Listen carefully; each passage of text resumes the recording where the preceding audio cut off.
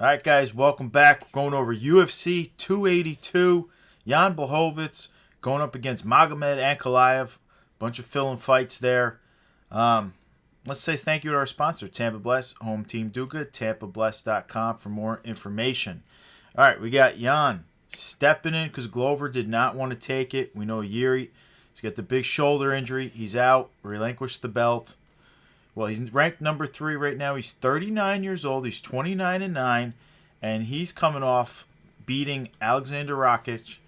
That was more of a no contest in my eyes, though. Rakic got hurt, blew out his knee in that one kind of deal.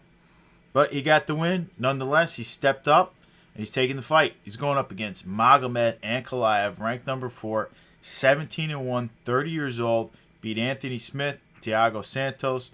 His only loss is to Paul Craig. Got caught in that triangle 10 fights ago. Tom, where do you see this one playing out? This has a lot of potential. Yeah, man. Great opportunity for both these guys to skip the line. I mean, Glover didn't want it, and Yuri relinquished the belt. So 2 fresh faces weren't supposed to be there. Great opportunity. All of a sudden, one of them is going to walk away with the belt, and Jan could be one to get back the belt that he previously had. Magomed to get the taste of, championship belt wearing for the first time here. Jan's got a 3-inch reach advantage. It's a tough call, I got to go with the Polishman, Jan, here. I'm going to go with Jan. Oh. What's the line? Is Magomed the heavy favorite? Yeah, he's the favorite here. Let me pull up the line, actually. I forgot to pull it up. But he's a heavy favorite. Yeah, I'm going with the upset, man. I'm going with Jan getting back his belt. Round 2, strikes or a decision. Right. Yeah, I see how it goes pretty much. I'm on the same ballpark. I don't see Jan doing it. I think if he does get it done, though, it's got to be the Polish power. I don't love this one, but I got to leave heavy on Magomed Ankalaev to get it done. Jan's just a little bit older. He's a little bit slower. Of course, he's got the puncher's chance. I agree with that. I think Magomed, though, very well-rounded, very smart fighter. I think he kind of does what it takes to win, and sometimes that leads to super boring fights. It's the smart way. It's not always the fun way.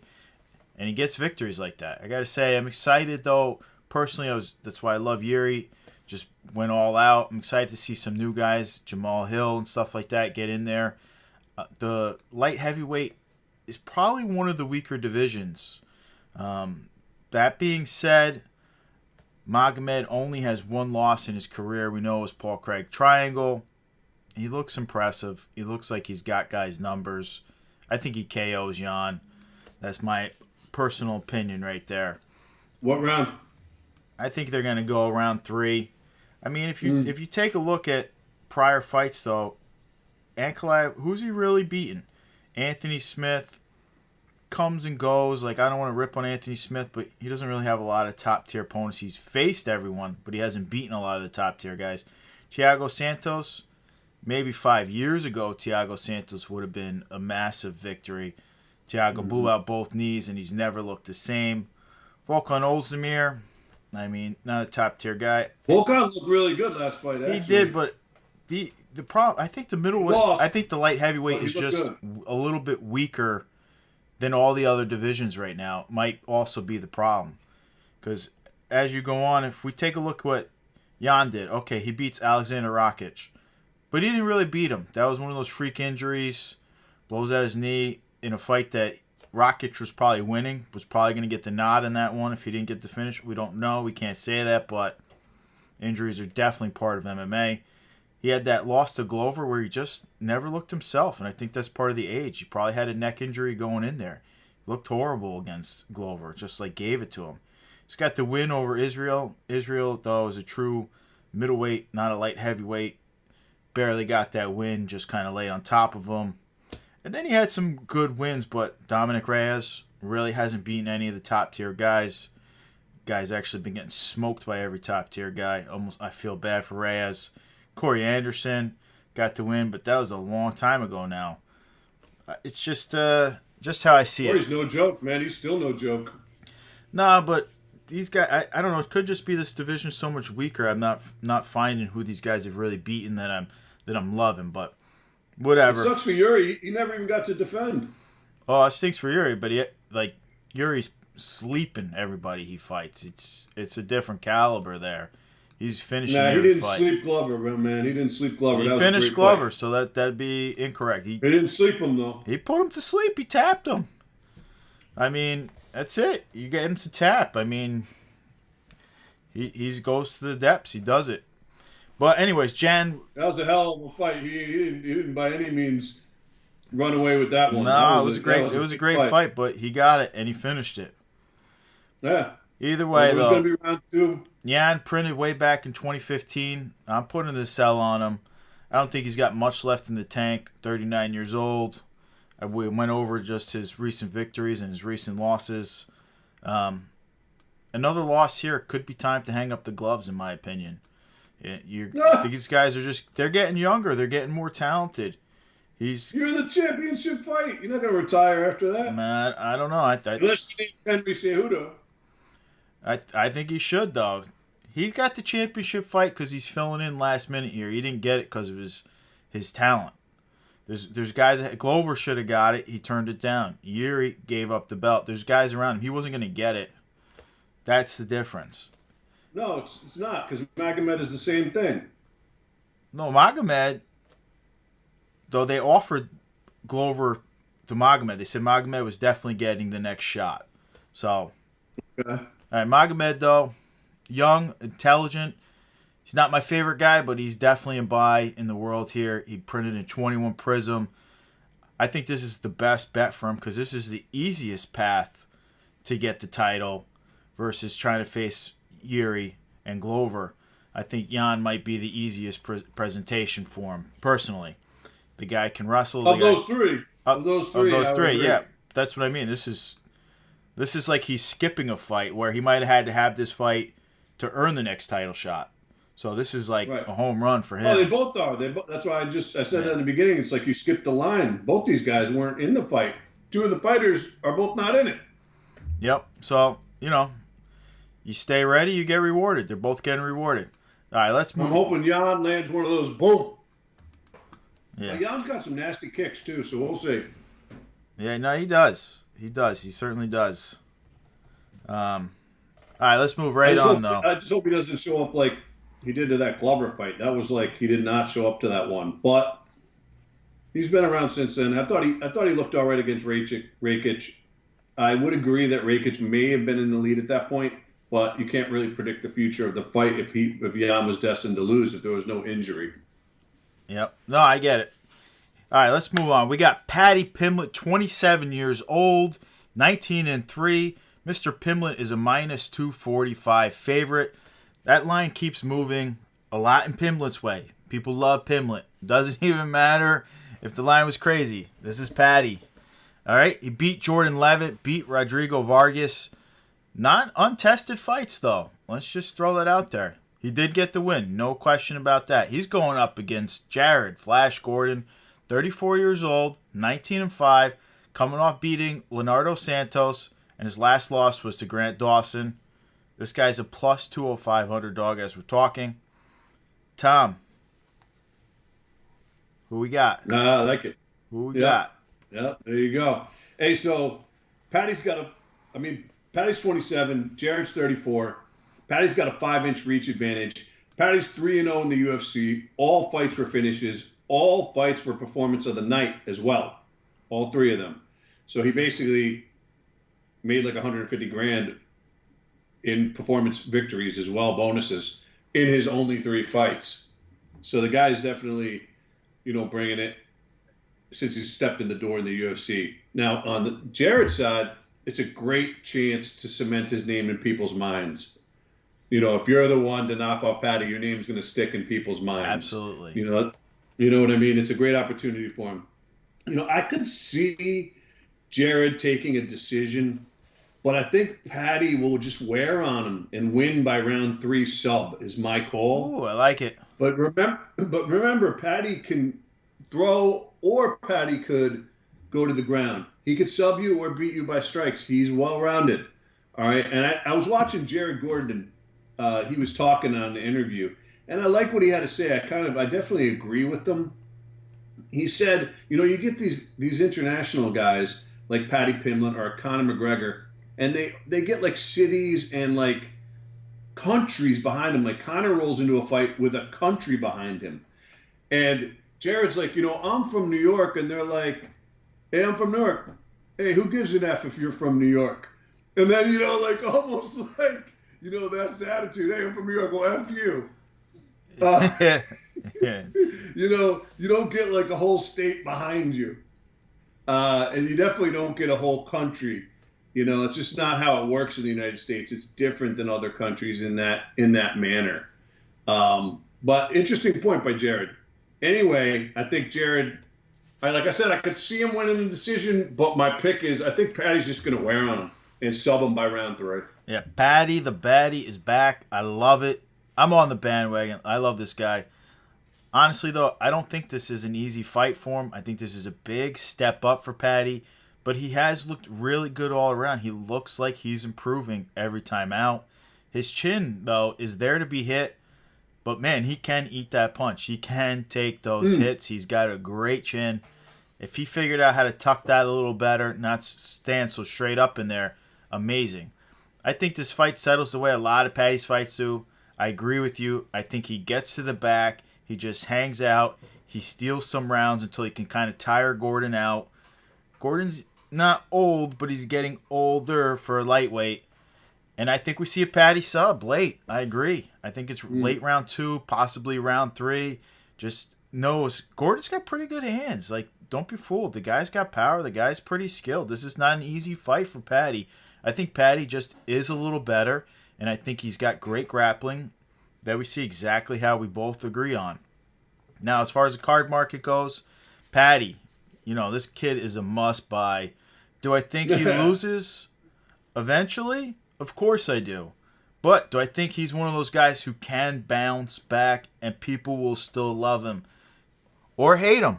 That doesn't matter. As long as you're tuning in to watch him, that's what makes stars stars. And I think Patty's that guy. I got the spec play on him. I think he's a buy. Gordon, not printed. So we're not going to give him a rating right now. But I tell you right now, I would not be putting a buy rating on Gordon at this point. As you mentioned, he doesn't have the fanfare. He doesn't have it yet. And he might never get it. We'll see. Like you said, if he takes a big W from Patty, though, you never know. You never know. All right, let's move on. This is one of my other favorite fighters right now. We got the middleweights. We got Darren Till, ranked 10, 29 years old, 18-4, 1 draw, 1 out of his last 5. He lost to Brunson. He lost to Whitaker. Has just not looked himself. Plus, everybody in Woodley, all 4 of his losses were to big names, man. You say Jorge's not that big of a name to me. He's a big. Jorge was definitely on the rise at that point. Yeah, and he's still a very big name. We can go over that. He's a big name, but he's not in the top tier kind of guys. But anyways, Darren Till plus 155 underdog. He's going up against the minus 180 favorite Dricus du Plessis, ranked number 14. He's 28 years old, 17-2 record, 5-fight winning streak, beating Brad Tavares and Trevin Giles last. Tom, this one actually has a lot to be said about, but where do you see this going? How do you see this playing out? What do you see happening? We'll see if the time off for Darren. Now, Darren's only 29 years old, even though it seems like he hasn't fought in a while. And Dricus is 28. They're both under 30 years old. And, that's 3 out of half the fighters that we've discussed so far have been under 30 years old. Patty, 27, Darren, 29, and du Plessis, 28. We'll see the time off with Khamzat. He's been training over in Thailand. We'll see if it's paid off for Darren. He's had some time to get the cobwebs out of his hair, out of his head. He almost seemed a little susceptible to the KO there for a minute. We'll see how he looks. I'm low-key rooting for Darren to win. I would like to see I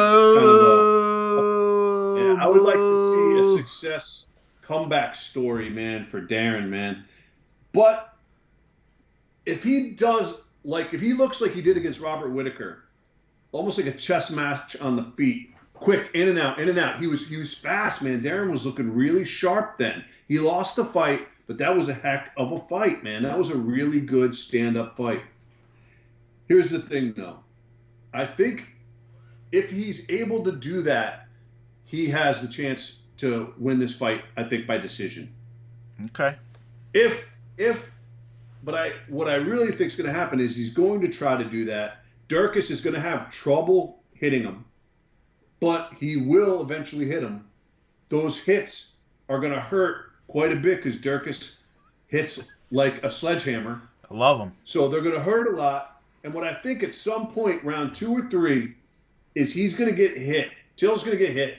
He's then going to go for the shoot. It's now going to become where Durkis attempts to mount him, and Durkis subs him. I'm going to go with Durkis by sub. Oh man, the kickboxer in by round sub. 2 or 3. What? Yes. Wild If you look call. At his record, Wild call. I like it. Look at his record. He has subs. Look at his record. Listen, I'm just gonna say his name's Drickus, though it's Dric. So. Excuse me, Drickus. I apologize. Yep. Duplessis. That's right. I just, I see it differently. I don't argue that. I think Darren Till. I argue that why he's ranked, but the dude is talented.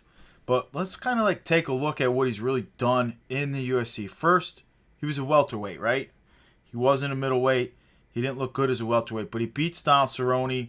Don Cerrone was already falling off the cliff at that point in time, just taking every single fight when he fell off. Then he gets the victory over Wonderboy. Just bear with me, though. He gets the victory over Wonderboy. I don't know who watched that fight. I watched that fight.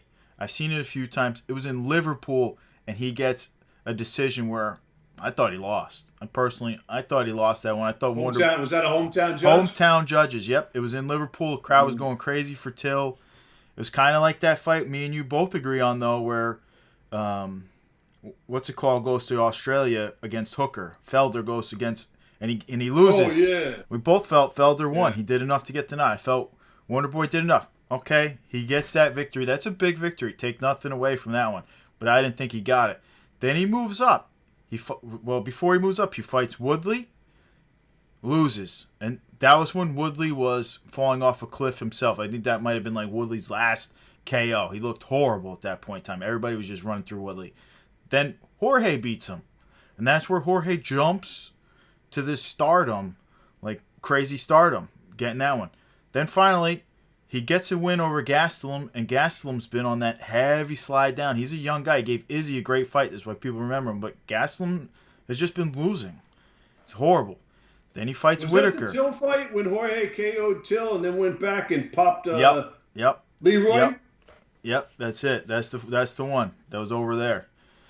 But then we got losses to Whitaker, which Whitaker is the creme de la creme besides Izzy in the middleweight. So, you can't take much. But then he loses to Brunson.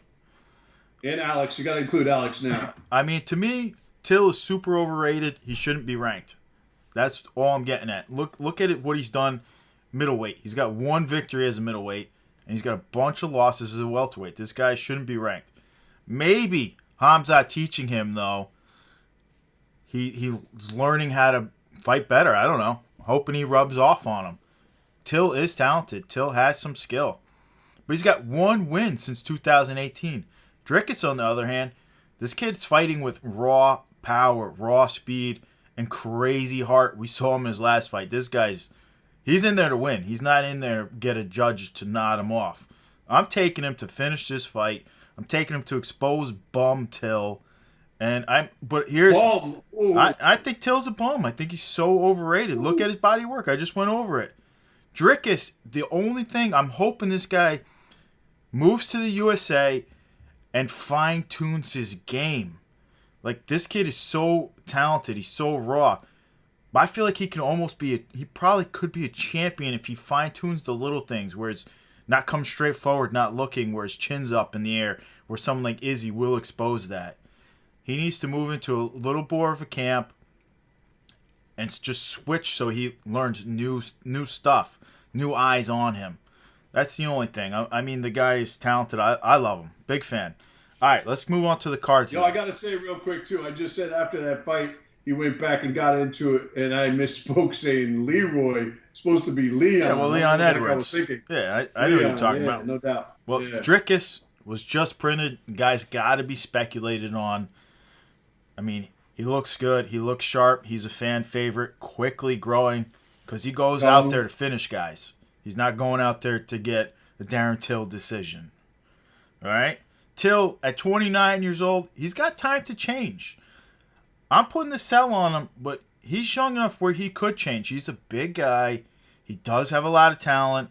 I just don't like him, but he could. He's working out with the right people, too. Well, hopefully, because we don't know yet. We'll see now. I mean, hopefully listen, I'm not rooting for him, but hopefully he does turn it around because he does have talent. He does have skill. He's been in the game. He could do it. That's all I'm saying. When he does, I'll reevaluate him. But right now, I'm saying Till, well, the hype is right there. 2018 Chrome for that guy. 2018. Good year. Oh, yeah, Low print. I can't blame you on that. No. All right, let's move on to the fight that I don't want to see happen. It's probably the people's fight, though. We got featherweights. Bryce Mitchell, ranked number 9. He's 15-0. He's 28 years old. He's coming off beating Barbosa and Andre Fili. Both very tough outs in the UFC. He's going up against Ilya Topuria, ranked 14, 25 years old, 12-0. Coming off that wild, amazing fight versus Jai Herbert and beating Ryan Hall in the first round by KO. People's fight right here. Tom, what do you see happening in what should be a coin flip, but it is not? We got a favor here. Hold on. I forgot to write it all down. It's going to be Ilya, I'm sure. Well, go ahead. I'll figure it out here. All right, well, Ilya is undefeated, as you said, but so is Bryce. I didn't see it. They haven't listed at 15-1, but I don't see any losses. He only had one loss in his amateur career. He's got one loss in a exhibition match. That would be what Tapology has, but most sites don't count it. It was on It was on UFC in the house or whatever, but it's not technically their fight. The pro match, right? It wasn't a pro match. As a pro, man, he's undefeated, 15-0. He's basically ready to go. I was watching him.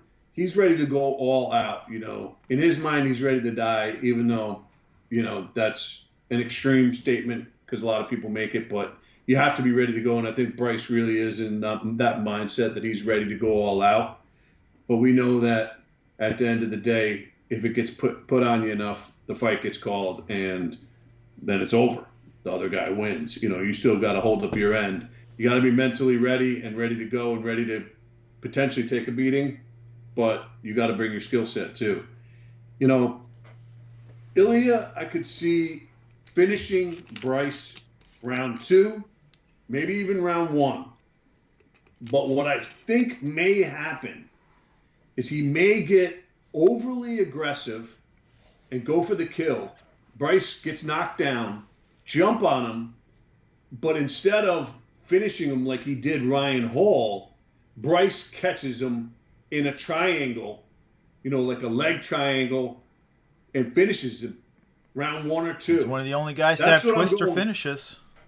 Yeah, that's what I'm going with, man. I'm rolling with Bryce. But, this guy Ilya is scary strong, and he's good, man. 11 out of 12 of his fights were finishes.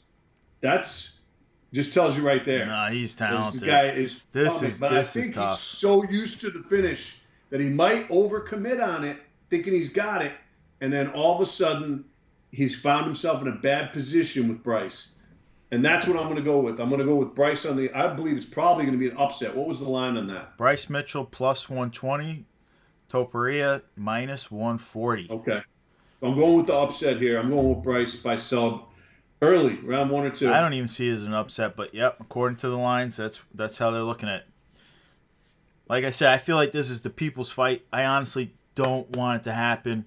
I love both these guys and want to see them climb higher with the zeros by their name. But it's not going to happen.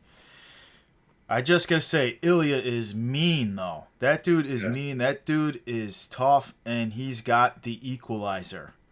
He's got serious power. We saw with Jai Herbert. Jai Herbert literally kicked him in the head almost had him done, and he fights back and does a walk-off KO. I love this kid, and he is young. I mean, they fed this kid to the wolves, though. Think about his debut. He goes up against Youssef Zalal. All right, Zalal hasn't been that cracked up. That's your debut. That's a pretty tough debut. Then he goes in. Damon Jackson's very talented recently. So a little bit of a losing streak there, but Damon Jackson looks really good. Then he fights someone no one will take the fight, Ryan Hall, and he KOs him. Nobody. Ryan Hall. That's his only loss, I believe, in the UFC still. Right. Guy is nasty. Nobody wants him. Then we saw that he can go deep. He digs deep. That was up a weight class. I don't recommend him to go up that weight class again. He looked very small as a lightweight. I mean, he would really have to put on some more size. He's built for the featherweight division. He doesn't look like he's built for like Islam and Dober and all these big. Those guys are just so much bigger than him.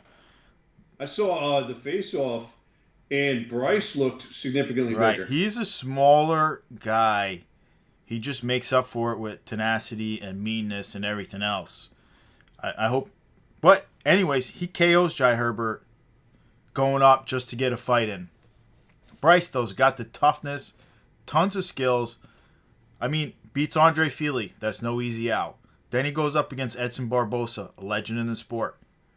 Gets it done. I'm honestly having a very hard time seeing an outcome in this one.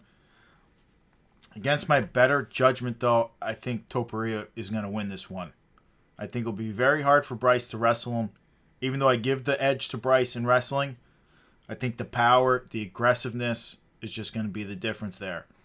I could be wrong. I won't be mad if I'm wrong. Love both these guys. Both men recently printed in 21 for Bryce, 22 for Topuria.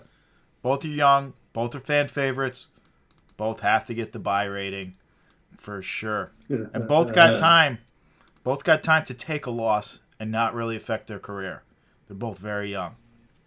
But Ilya to get the job done. It affects them though because they catch an L. It definitely affects them because they're both like clean sheeted. Right? No, it definitely could affect you, but maybe it makes you a better fighter. We don't know. Either way, I'm going Topuria. I just don't know though. I could see Bryce. I could see both sides. It's very tough. Very tough. Now, like I said, I could see Ilya finishing him early in round 1 or 2, but I'm going with the fact that he might get a little too thirsty and then get caught. Yep. All right, let's get into the heavyweights. We got Jairzinho Rozenstruik, ranked number 9, 34 years old, minus 170 favorite. He's 12-4, 2 out of his last 6 though, and he lost to Volkov and Curtis Blades most recently. He's going up against Chris Dawkins, ranked 11, 33 years old, 12-5, also lost to Curtis Blades and Derek Lewis most recently. Those are no shame in losing to those guys.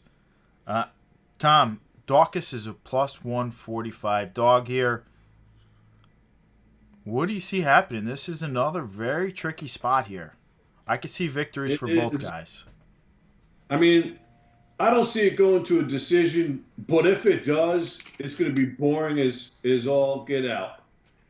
Because if this one goes to a decision, it just means they're not banging. Right. And you're just going to be watching a boring fight. You remember the most boring fight almost ever was Francis versus Lewis. And Lewis won, but it was almost like, how could you pick a winner? It was like, there was barely anything happened. Anyway, this fight, I'm saying, doesn't go to a decision. I think they're going to want to get after it here. I think they both got a lot of pressure on them, especially Dawkins. There's got to be an underlying feeling of whether or not, if he loses here, he needs to really consider a weight cut. Or if he goes on too many more losses, he could get cut. You know, if he loses here, I don't see him getting cut. It would be 3 in a row, and it's all against top guys. But look, you got to fight top guys. I mean, he's not going to get. I mean, who are you going to fight next? You're going to fight like Tybura or somebody like this, maybe. But those guys aren't going to be easy. So, you know, you gotta figure it out here. This guy's definitely somebody you don't want to get smoked by. If you get smoked by him, you're going to be back to the drawing table considering, okay, what are my options here? And the UFC might be considering their options as well. You know, but I'm going with Jairzinho. Rosenstruck here. I think he's gonna, this is the type of fight where one of them could go out. Oh, Could definitely. just somebody could get knocked out. Definitely. I'm gonna say Rosenstruck knocks out Dawkins round 1 or 2. All right. Yeah. I know Greg Sills is going with the same decision that I got going. And we're thinking Dawkins needs to be the smarter fighter here for sure. Biggie Boy's got the one-touch power. He touches the chin and he sleeps you. Period. He's got like that Francis power. We saw it versus Overeem where he wins with 3 seconds left in the 5th round. We saw it with Augusto Sakai. Augusto Sakai. Sakai was perfect. It didn't even look like he hit him. Slept him. It didn't look like he hit him. It really didn't. Yeah. So you got to be careful. I think Dawkins needs to go in and out super fast, grapple, wrestle, maybe a shot. Whole time. He's got a BJJ black belt. Needs to use it here. Don't try to trade with this guy. If he tries to trade with him, it's over. Rosenstruck takes him out. No question. He's got the power. He's going to have the size advantage. And period. That's it. But I think Dawkins, if he's smart, he should be working with some trainers and nutritionists and going down in weight. And stop trying to fight these monsters because you're undersized, you're under-muscled in the heavyweight division. All that being said, I think Dawkins is going to use that black belt. I think he's going to wear on Rosenstruck here. And I think he is going to get the upset victory here. Now, do I see Rosenstruck knocking him out? I could. I'm hoping he comes in with the right game plan, though, and does not try to trade with this guy. Dude, do not try. This guy is for real. But move down to the light heavyweights, and you could be a real problem. He's got real big size. He's got quick hands. He's got the BJJ. You got to do what you got to do.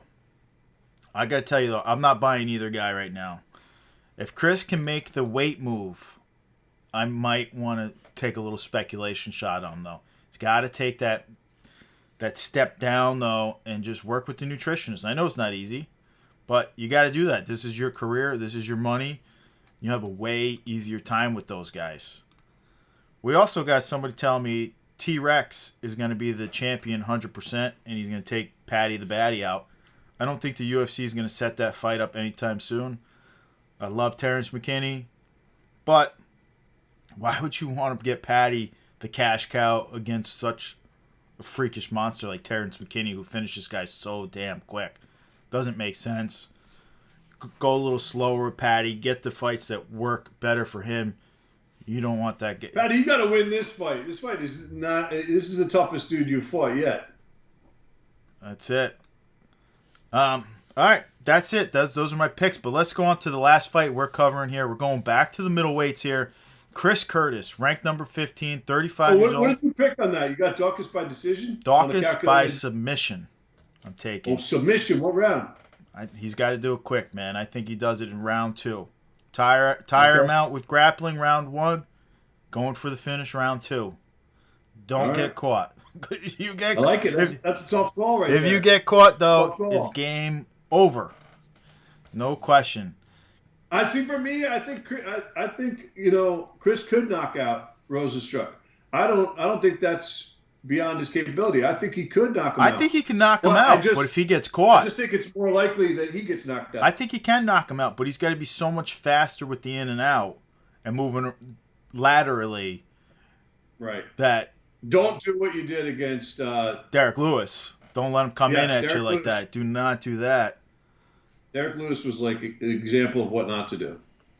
Yeah, you got to have a good game plan, man. That guy's got too much power. Against Derek Lewis, if I went back and watched the tape, I want to say I almost said the exact same thing, hoping Dawkins could take out Derek Lewis, but then he didn't. And now I'm kind of going the other way to where I'm like, Derek Lewis is so much bigger, though. Derek Lewis is a true 265-pound heavyweight where he's cutting to be heavyweight most of the time.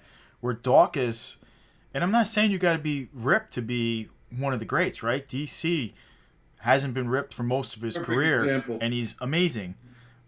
Morono's on the card. Morono never looks ripped, but he looks in great shape. His cardio's on point, and he looks good. You can see he's getting more and more. But the whole point is, I'm not saying you have to be complete muscle, but I mean, you can't Tai walk around at Tuivasa, great 240 example. heavyweight when these Tai guys. Tuivasa is a banger. Right. Yeah, but And he's got a lot of jiggle. he's 265, a lot of jiggle. Oh, yeah. Sergey Spivak isn't exactly super ripped, but he's 265 muscle.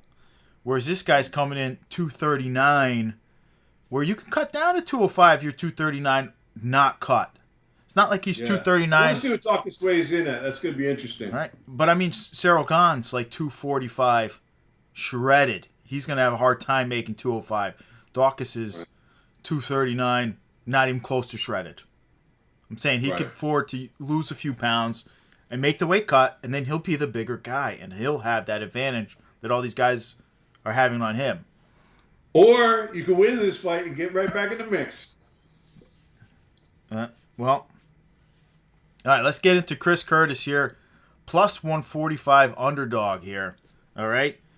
That's when you make the money on Chris Curtis. Let's just say it. He's 35 years old. He's 29-9. His last fight was that loss to Jack Hermanson, but before that he beat Rodolfo Vieira and Brendan Allen. He's going up against Joaquin Buckley. All right, 28 years old, 15-5, and his last fight was that loss to Nazardine Imavov, but before that he had 3 in a row. He's a minus 170 favorite as it sits. This fight should be a pick'em in my mind. But Tom, how do you see this one playing out? This, like you said, you got that Bryce Mitchell fight. This is one of my favorite matchups right here on the card. This is a heck of a banger right here. Both these guys, Buckley may have the better overall MMA skill set, but Chris has what it takes, which is called a very good takedown defense, and he can strike. That's all he needs. If you have a good takedown defense and you can strike, you could be very good. Just like the example of that was always Chuck Liddell. But I think Chris is an example of that. One thing, the Joker showed a way to beat him. And if Joaquin is young and in good shape, he's 28, Chris is 35, he could potentially try to pull what Jack did to Chris. Do I think that's going to end up happening for the entire 3 rounds? I don't think so. You do have to watch out, though, for both these guys can bang. But you got to watch out for the kick from Buckley, too. Look out for that. He might try to bring that kick up to your head. But I got to roll with the underdog here, man. I'm going to go with Chris Curtis by decision. And this is not in a boring decision. This is a scrap. This is going to be a scrap. See, there's decisions that are exciting. That's why I see Buckley as the favorite. But I'm going with a decision or possibly a round 2 or 3 finish by Chris. It is possible he could put him out. He could get put out too. But I'm going to say decision or possibly a round 2 or 3 finish. By Chris Curtis. Either way, I'm going with Chris Curtis. All right, Chris Curtis, you heard it there. But I like this one. It should have pace, tempo versus power. Buckley looks like he fades the later it goes on. But does he really fade? He seems to be the Yoel Romero type where he plays lazy, but he carries it through the whole time. And he is shredded muscle. Buckley is... he keeps getting better, too. Right, but he is... a lot of muscle where you could see why he fatigues, but at the same time, he looks fatigued, but he always brings it. It's not like round 3 you're tossing him around, gassing him, choking him out. No, that's not happening. The kid is real deal. The kid's got a great chin also, so I don't know if I see Curtis truly finishing him. Maybe putting some hurt on him at points and times. I think here's the thing. I think Curtis is so mad about his last fight. I think he tries to make this one more of a dogfight because Jack fought him the smart way and didn't want to come straight forward with him and give him the action man style as he's known for. But I don't think he realizes the power that Joaquin Buckley presents. That kid can hit. That kid throws heaters. And I think this is where we see Buckley get the KO. Round number 2, just because Curtis wants to push the pace, and I don't think he realizes what he's up against here. He always likes to push the pace, get in their face. And I don't know if he's the faster man. He certainly has more shots. He has more tempo. He has a lot more volume. But he definitely does not have the power edge. And a lot, like I said, Buckley like lulls people in to that Yoel Romero style where you look like he's starting to fade and then bam, He didn't fade at all. He's still carrying all that power, all that strength. So I'm taking Buckley. Round number 2. I like it. KO. Now let's go over the cards. Buckley, printed in 21 Prism. You know, not sold on him just yet. There's something about... He's a little small for middleweights, where I think he's going to really struggle when he gets some of these taller guys, like when he got Kevin Holland with that crazy reach who put him out. Where if you fight somebody like a big Sean Strickland, you're going to have a lot of problems with. Obviously, Adesanya, Alex Pereira, all these guys that you're going to have to beat to get to the top tier. I feel like he's just a little small. I think he's talented. I think he's good. I'm becoming a fan of him more and more.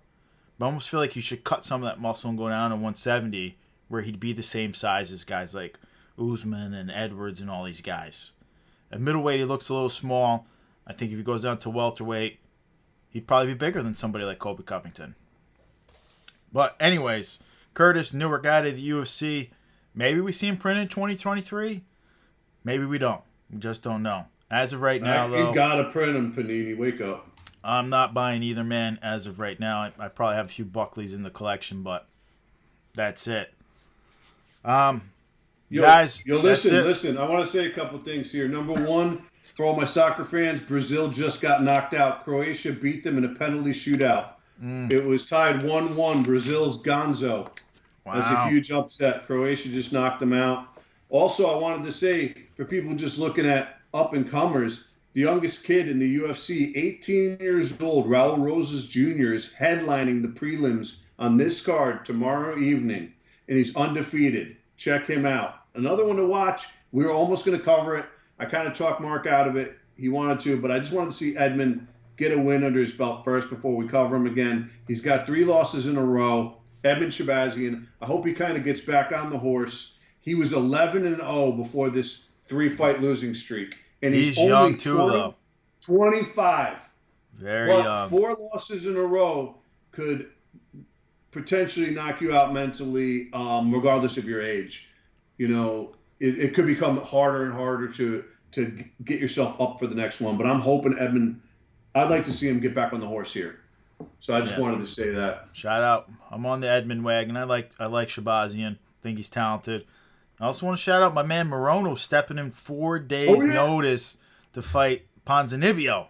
Yeah. I think Ponzinibbio has an advantage here, but listen, I'm rooting for Morono.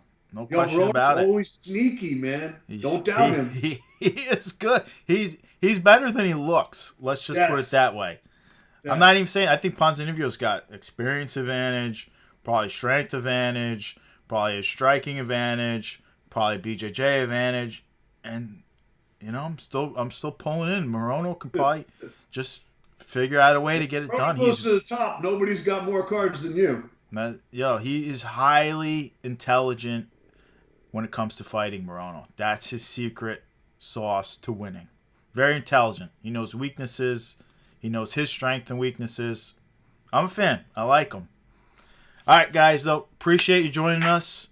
And stay tuned. We'll try to roll out some more videos soon. Thanks, y'all.